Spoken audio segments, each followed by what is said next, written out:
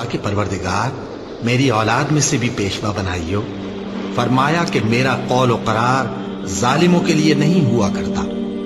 اور جب ہم نے خانہ کعبہ کو لوگوں کے لیے جمع ہونے اور امن پانے کی جگہ مقرر کیا اور حکم دیا کہ جس مقام پر ابراہیم کھڑے ہوتے تھے اس کو نماز کی جگہ بنا لو، اور ابراہیم اور اسماعیل کو حکم بھیجا کہ طواف کرنے والوں اور اعتکاف کرنے والوں اور رکوع کرنے والوں اور سجدہ کرنے والوں کے لیے میرے گھر کو پاک صاف رکھا کرو۔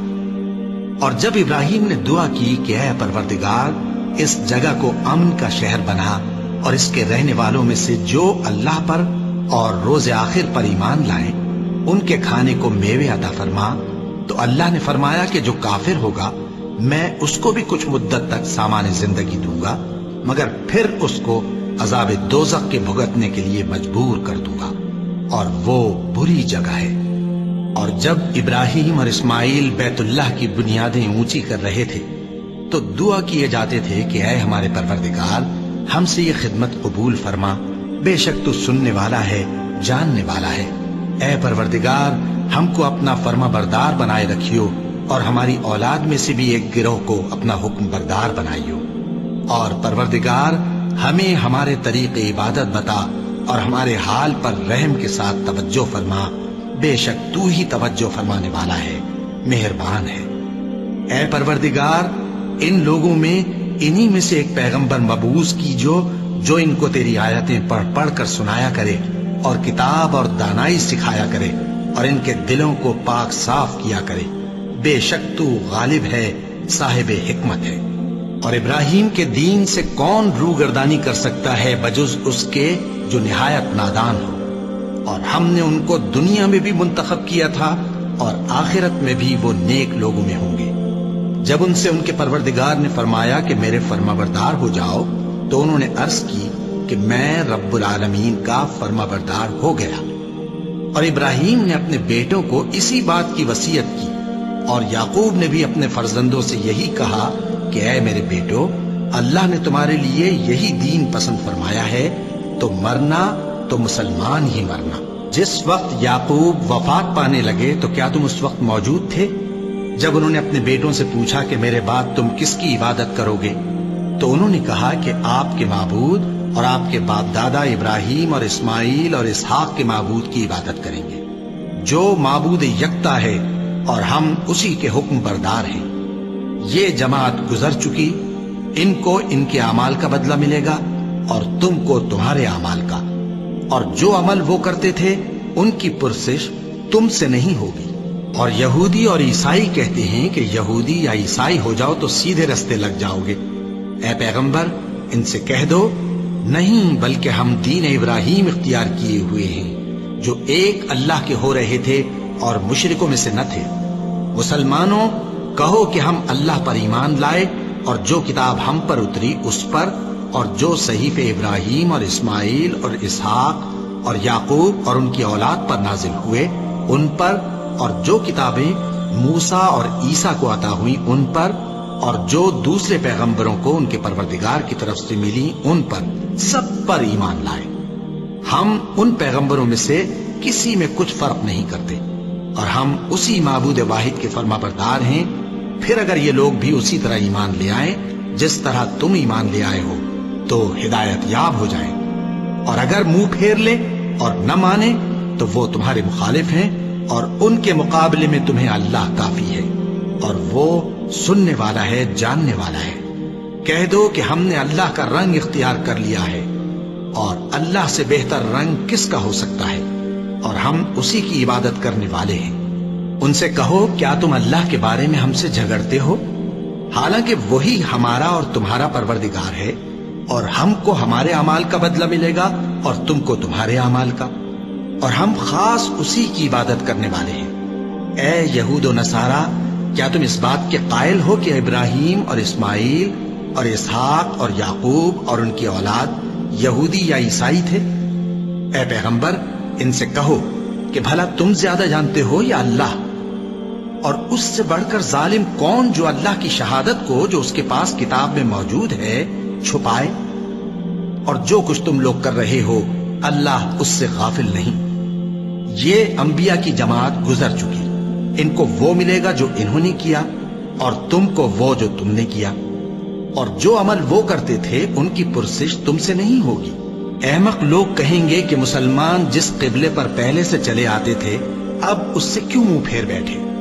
تم کہہ دو کہ مشرق اور مغرب سب اللہ ہی کا ہے، وہ جس کو چاہتا ہے سیدھے رستے پر چلاتا ہے، اور اسی طرح ہم نے تم کو امت معتدل بنایا ہے تاکہ تم لوگوں پر گواہ بنو، اور پیغمبر آخر الزمان صلی اللہ علیہ وآلہ وسلم تم پر گواہ بنے۔ اور جس قبلے پر تم پہلے تھے اس کو ہم نے اس لیے مقرر کیا تھا کہ معلوم کریں کہ کون ہمارے پیغمبر کا تابع رہتا ہے اور کون الٹے پاؤں پھر جاتا ہے۔ اور یہ بات یعنی تحویل قبلہ لوگوں کو گراں معلوم ہوئی، مگر جن کو اللہ نے ہدایت بخشی ہے وہ اسے گراں نہیں سمجھتے، اور اللہ ایسا نہیں کہ تمہارے ایمان کو یوں ہی ضائع کر دے۔ اللہ تو لوگوں پر بڑا مہربان ہے، صاحب رحمت ہے۔ اے پیغمبر صلی اللہ علیہ وآلہ وسلم، ہم تمہارا آسمان کی طرف منہ اٹھانا دیکھ رہے ہیں، سو ہم تم کو اسی قبلے کی طرف جس کو تم پسند کرتے ہو منہ کرنے کا حکم دیں گے۔ تو اپنا منہ مسجد حرام یعنی خانہ کعبہ کی طرف پھیر لو، اور تم لوگ جہاں ہوا کرو نماز پڑھنے کے وقت اسی مسجد کی طرف منہ کر لیا کرو۔ اور جن لوگوں کو کتاب دی گئی ہے وہ خوب جانتے ہیں کہ یہ نیا قبلہ ان کے پروردگار کی طرف سے حق ہے، اور جو کام یہ لوگ کرتے ہیں اللہ ان سے بے خبر نہیں۔ اور اگر تم ان اہل کتاب کے پاس تمام نشانیاں بھی لے کر آؤ تو بھی یہ تمہارے قبلے کی پیروی نہ کریں، اور تم بھی ان کے قبلے کی پیروی کرنے والے نہیں ہو، اور ان میں سے بھی بعض کے قبلے کے پیرو نہیں۔ اور اگر تم باوجود اس کے کہ تمہارے پاس علم یعنی اللہ کا حکم آ چکا ہے ان کی خواہشوں کے پیچھے چلو گے تو ظالموں میں ہو جاؤ گے۔ جن لوگوں کو ہم نے کتاب دی ہے وہ ان پیغمبر آخر الزمان صلی اللہ علیہ وآلہ وسلم کو اس طرح پہچانتے ہیں جس طرح اپنے بیٹوں کو پہچانا کرتے ہیں، مگر ایک فریق ان میں سے سچی بات کو جان بوجھ کر چھپا رہا ہے۔ اے پیغمبر صلی اللہ علیہ وآلہ وسلم، یہ نیا قبلہ تمہارے پروردگار کی طرف سے حق ہے، تو تم ہرگز شک کرنے والوں میں نہ ہونا، اور ہر ایک شخص کے لیے ایک سمت مقرر ہے جدھر وہ عبادت کے وقت منہ کیا کرتا ہے، تو تم نیکیوں میں سبقت حاصل کرو۔ تم جہاں ہوگے اللہ تم سب کو جمع کرے گا، بے شک اللہ ہر چیز پر قادر ہے۔ اور تم جہاں سے نکلو نماز میں اپنا منہ مسجد حرام کی طرف کر لیا کرو، بے شبہ یہ تمہارے پروردگار کی طرف سے حق ہے، اور تم لوگ جو کچھ کرتے ہو اللہ اس سے بے خبر نہیں۔ اور تم جہاں سے نکلو مسجد حرام کی طرف منہ کر کے نماز پڑھا کرو، اور مسلمانوں تم جہاں ہوا کرو اسی مسجد کی طرف رخ کیا کرو۔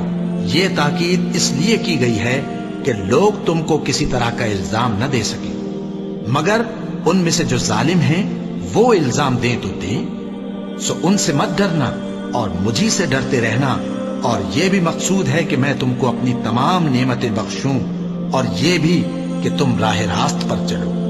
جس طرح من جملہ اور نعمتوں کے ہم نے تمہیں میں سے ایک رسول بھیجے ہیں جو تم کو ہماری آیتیں پڑھ پڑھ کر سناتے اور تمہیں پاک بناتے، اور کتاب یعنی قرآن اور دانائی سکھاتے ہیں، اور ایسی باتیں بتاتے ہیں جو تم پہلے نہیں جانتے تھے، سو تم مجھے یاد کیا کرو، میں تمہیں یاد کیا کروں گا، اور میرا احسان مانتے رہنا اور میری ناشکری نہ کرنا۔ اے ایمان والو، صبر اور نماز سے مدد لیا کرو، بے شک اللہ صبر کرنے والوں کے ساتھ ہے۔ اور جو لوگ اللہ کی راہ میں مارے جائیں ان کی نسبت یہ نہ کہنا کہ وہ مرے ہوئے ہیں، وہ مردہ نہیں بلکہ زندہ ہیں، لیکن تم کو شعور نہیں۔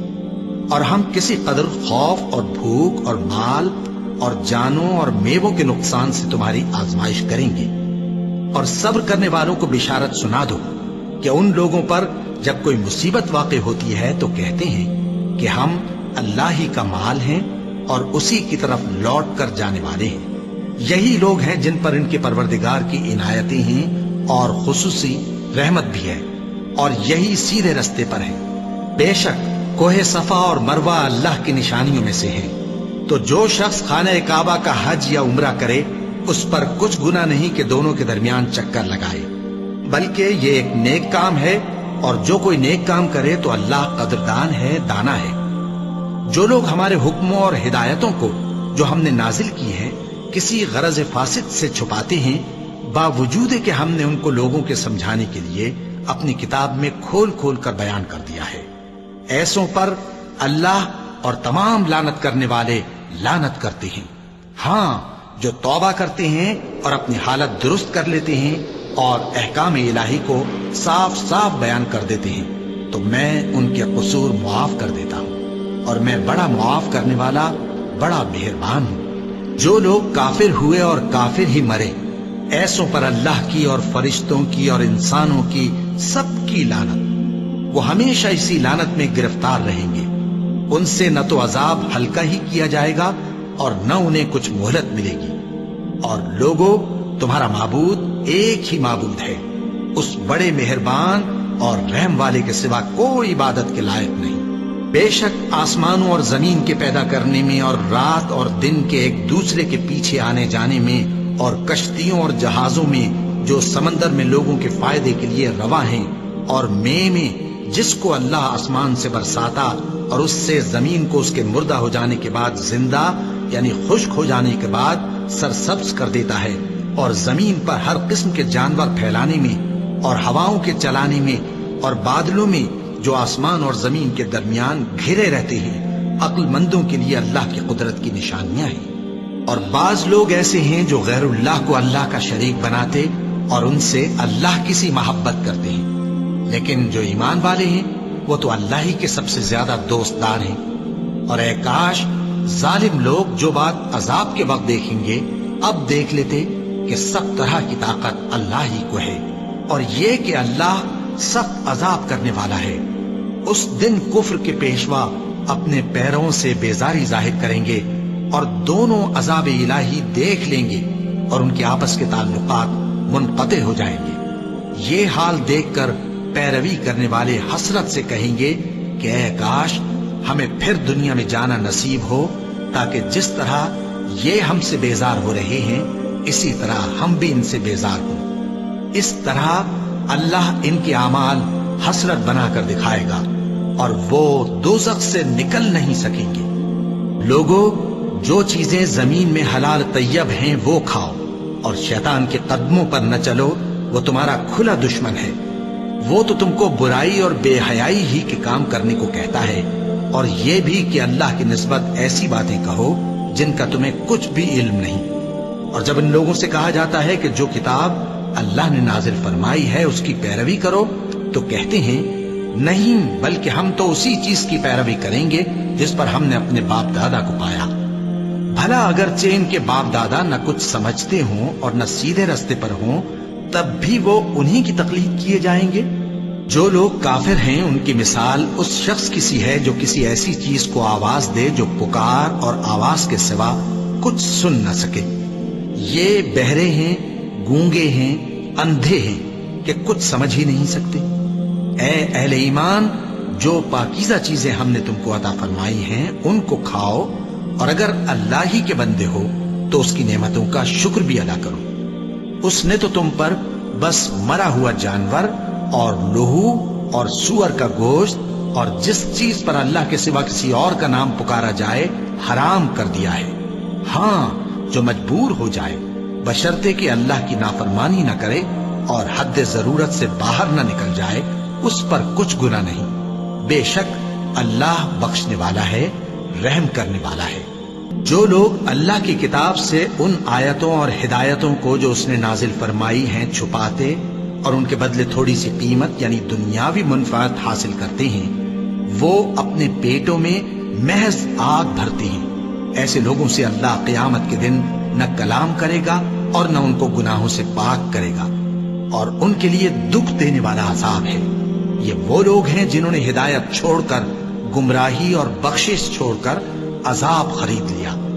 یہ آتش جہنم کی کیسی برداشت کرنے والے ہیں۔ یہ اس لیے کہ اللہ نے کتاب سچائی کے ساتھ نازل فرمائی، اور جن لوگوں نے اس کتاب میں اختلاف کیا وہ ضد میں آ کر نیکی سے دور ہو گئے ہیں۔ نیکی یہی نہیں کہ تم مشرق و مغرب کو قبلہ سمجھ کر ان کی طرف منہ کر لو، بلکہ نیکی یہ ہے کہ لوگ اللہ پر اور روز آخر پر اور فرشتوں پر اور اللہ کی کتاب پر اور پیغمبروں پر ایمان لائیں، اور مال باوجود عزیز رکھنے کے رشتہ داروں اور یتیموں اور محتاجوں اور مسافروں اور مانگنے والوں کو دیں، اور گردنوں کے چھڑانے میں خرچ کریں، اور نماز پڑھیں اور زکوٰۃ دیں، اور جب عہد کر لیں تو اس کو پورا کریں، اور سختی اور تکلیف میں اور جنگ کے وقت ثابت قدم رہیں۔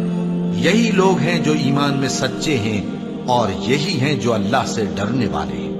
مومنوں، تم کو مقتولوں کے بارے میں قصاص یعنی خون کے بدلے خون کا حکم دیا جاتا ہے، اس طرح پر کہ آزاد کے بدلے آزاد مارا جائے، اور غلام کے بدلے غلام، اور عورت کے بدلے عورت۔ اور اگر قاتل کو اس کے مقتول بھائی کے قصاص میں سے کچھ معاف کر دیا جائے تو وارث مقتول کو پسندیدہ طریق سے قرارداد کی پیروی یعنی مطالبہ خون بہا کرنا اور قاتل کو خوشخوئی کے ساتھ ادا کرنا چاہیے۔ یہ تمہارے پروردگار کی طرف سے تمہارے لیے آسانی اور مہربانی ہے۔ اب جو اس کے بعد زیادتی کرے اس کے لیے دکھ کا عذاب ہے۔ اور اے اہل عقل، حکم قصاص میں تمہاری زندگانی ہے کہ تم قتل و خونریزی سے بچو۔ تم پر فرض کیا جاتا ہے کہ جب تم میں سے کسی کو موت کا وقت آ جائے تو اگر وہ کچھ مال چھوڑ جانے والا ہو تو ماں باپ اور رشتہ داروں کے لیے دستور کے مطابق وصیت کر جائے۔ اللہ سے ڈرنے والوں پر یہ ایک حق ہے۔ پھر جو شخص وصیت کو سننے کے بعد اس کو بدل ڈالے تو اس کے بدلنے کا گناہ انہی لوگوں پر ہے جو اس کو بدلے، اور بے شک اللہ سنتا جانتا ہے۔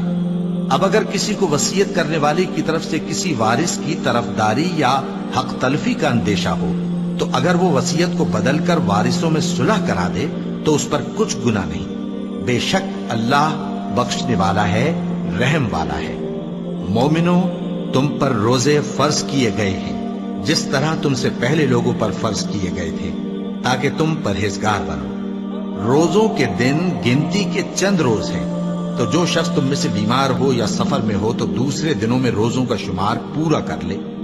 اور جو لوگ روزہ رکھنے کی طاقت رکھیں لیکن رکھیں نہیں، وہ روزے کے بدلے محتاج کو کھانا کھلا دیں۔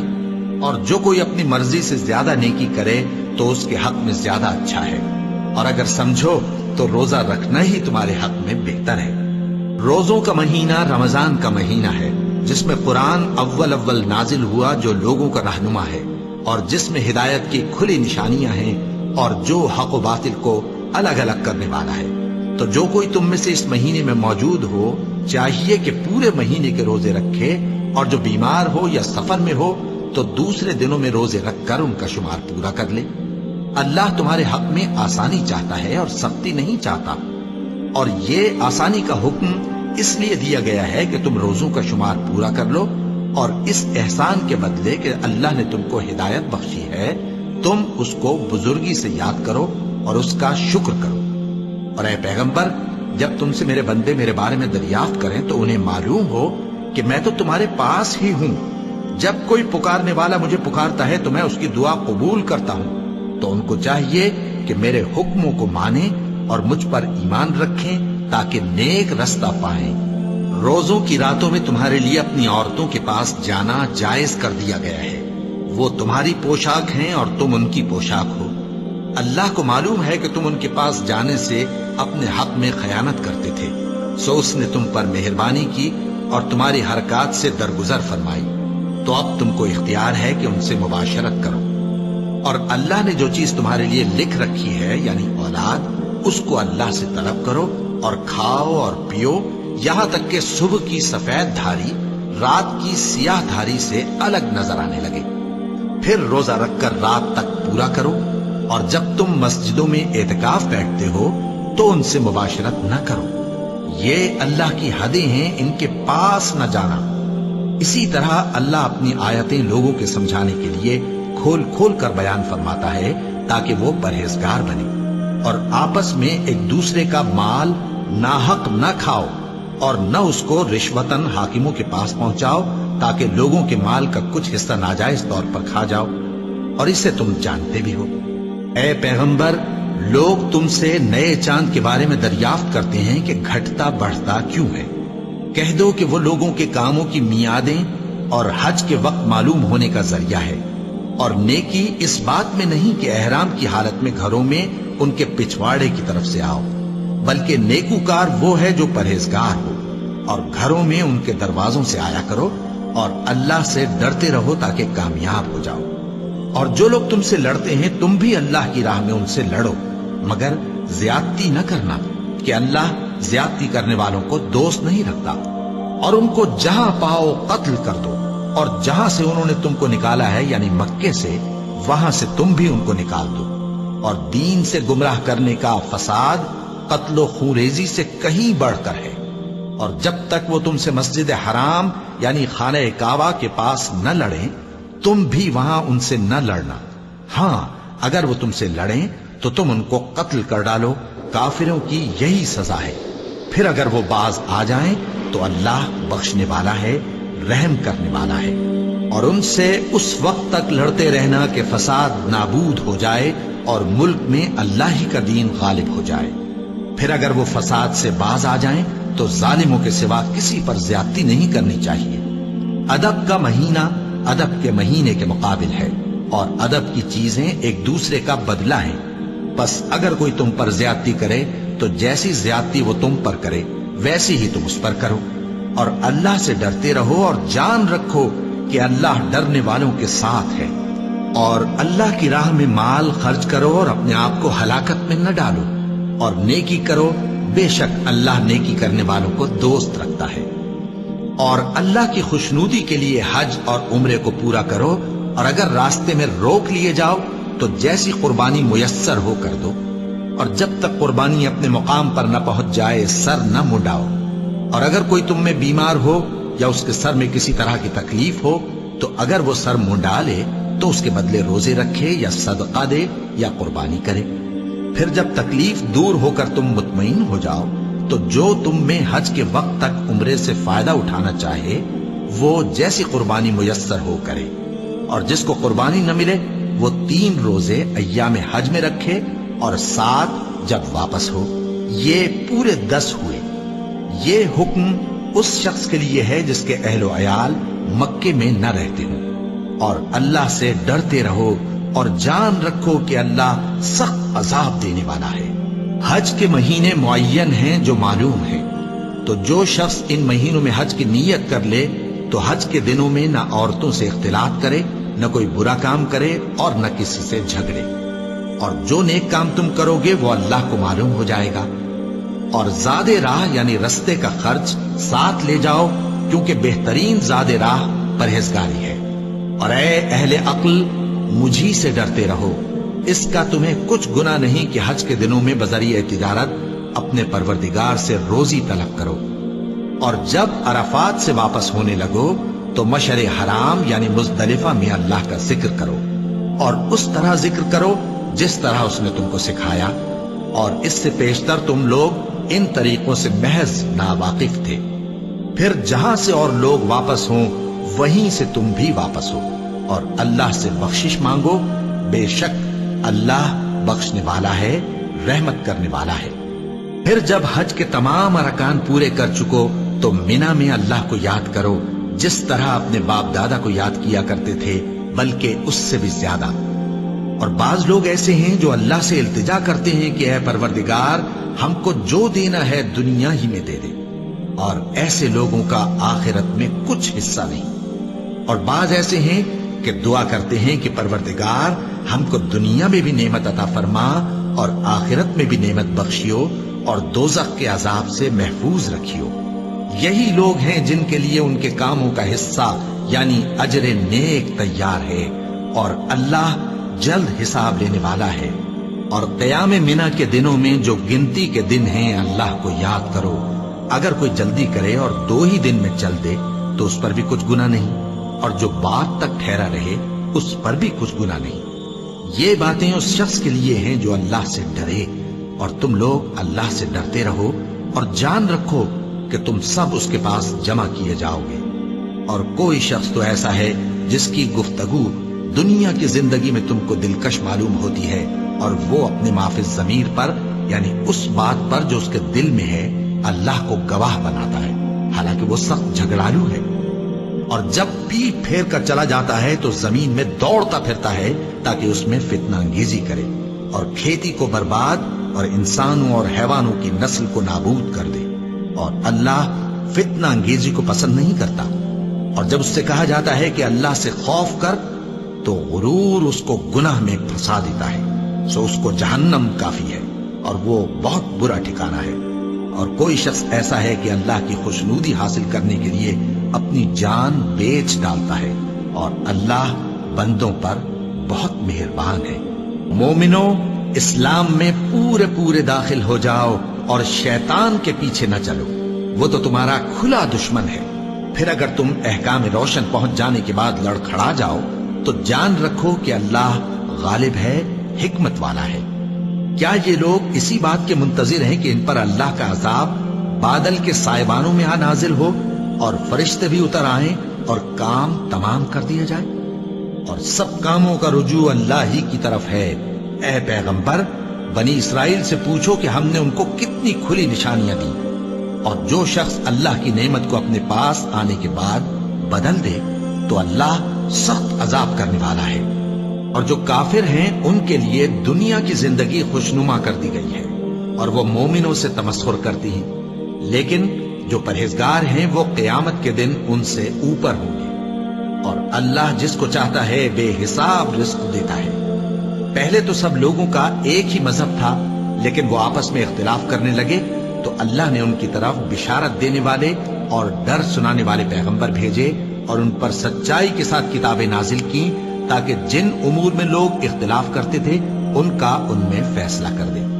اور اس میں اختلاف بھی انہی لوگوں نے کیا جن کو کتاب دی گئی تھی، باوجود کہ ان کے پاس کھلے ہوئے احکام آ چکے تھے، اور یہ اختلاف انہوں نے صرف آپس کی ضد سے کیا۔ تو جس امر حق میں وہ اختلاف کرتے تھے اللہ نے اپنی مہربانی سے مومنوں کو اس کی راہ دکھا دی، اور اللہ جس کو چاہتا ہے سیدھا رستہ دکھا دیتا ہے۔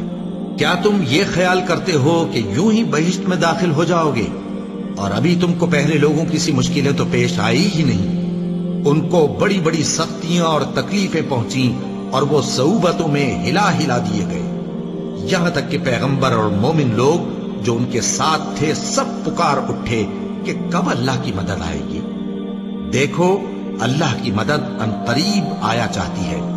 اے نبی، لوگ تم سے پوچھتے ہیں کہ اللہ کی راہ میں کس طرح کا مال خرچ کریں۔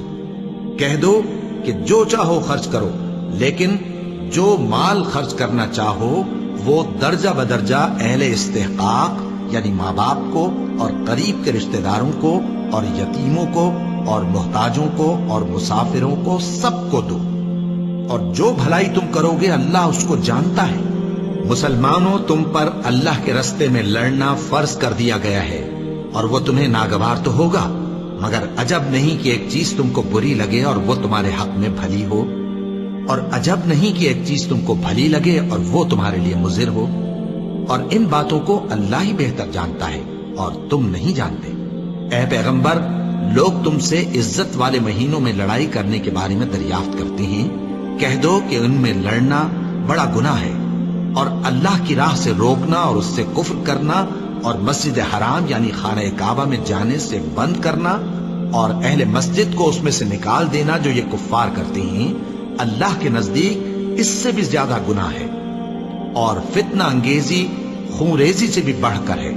اور یہ لوگ ہمیشہ تم سے لڑتے رہیں گے، یہاں تک کہ اگر مقدور رکھیں تو تم کو تمہارے دین سے پھیر دے، اور جو کوئی تم میں سے اپنے دین سے پھر کر کافر ہو جائے گا اور کافر ہی مرے گا تو ایسے لوگوں کے اعمال دنیا اور آخرت دونوں میں برباد ہو جائیں گے، اور یہی لوگ دوزخ میں جانے والے ہیں جس میں ہمیشہ رہیں گے۔ جو لوگ ایمان لائے اور اللہ کے لیے وطن چھوڑ گئے اور کفار سے جنگ کرتے رہے وہی اللہ کی رحمت کے امیدوار ہیں، اور اللہ بخشنے والا ہے، رحمت کرنے والا ہے۔ اے پیغمبر، لوگ تم سے شراب اور جوئے کا حکم دریافت کرتے ہیں، کہہ دو کہ ان میں گناہ بڑے ہیں اور لوگوں کے لیے کچھ فائدے بھی ہیں، مگر ان کے گناہ فائدوں سے کہیں زیادہ ہیں۔ اور یہ بھی تم سے پوچھتے ہیں کہ اللہ کی راہ میں کون سا مال خرچ کریں، کہہ دو کہ جو ضرورت سے زیادہ ہو۔ اس طرح اللہ تمہارے لیے اپنے احکام کھول کھول کر بیان فرماتا ہے تاکہ تم سوچو، یعنی دنیا اور آخرت کی باتوں میں غور کرو، اور تم سے یتیموں کے بارے میں بھی دریافت کر